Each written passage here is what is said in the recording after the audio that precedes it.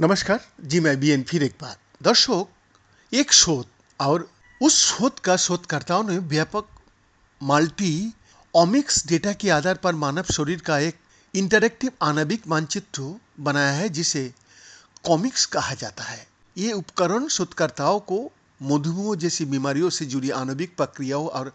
लक्षणों को पता लगाने की अनुमति देता है, जिससे भविष्य की खोजों के लिए महत्वपूर्ण संभावनाएं मिलती है। कतर स्थित वेल कॉर्नेल मेडिसिन के शोधकर्ताओं ने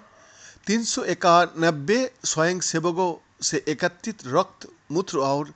लार के नमूना से हजारों अणुओं की विश्लेषण करके मानव शरीर और इसकी जटिल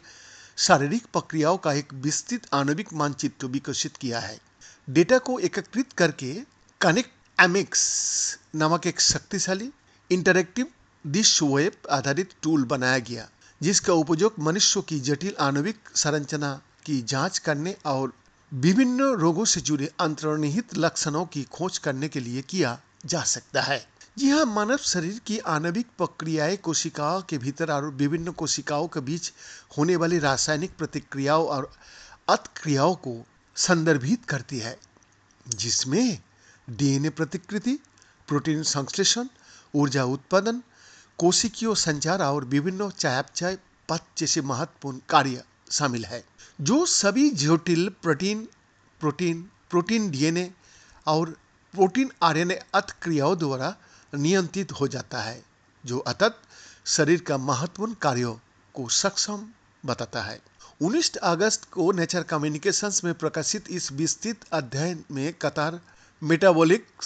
स्टडी ऑफ डायबिटीज से 12 वर्ष के आंकड़े को संकलित किया गया। ये कतार की बहुजातीय आबादी, मुख्य रूप से अरब, फिलिपीनी और भारतीय पृष्ठभूमियों पर मधुमेह के मामले पर आधारित एक अध्ययन है। वरिष्ठ लेखक डॉक्टर कार्स्टेन सुहर, फिजियोलॉजी और बायोफिजिक्स के प्रोफेसर और England institute of precision medicine के सदस्यों ने कहा,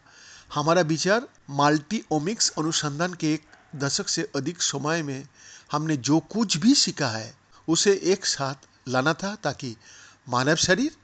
और इसकी प्रक्रियाओं का एक व्यापक आणविक मॉडल बनाया जा सके। ये संदर्भ उपकरण उन शोधकर्ताओं के लिए उपयोग करने के लिए निःशुल्क है जो ये जानना चाहता है कि मानव शरीर आणविक स्तर पर कैसे काम करता है, और साथ ही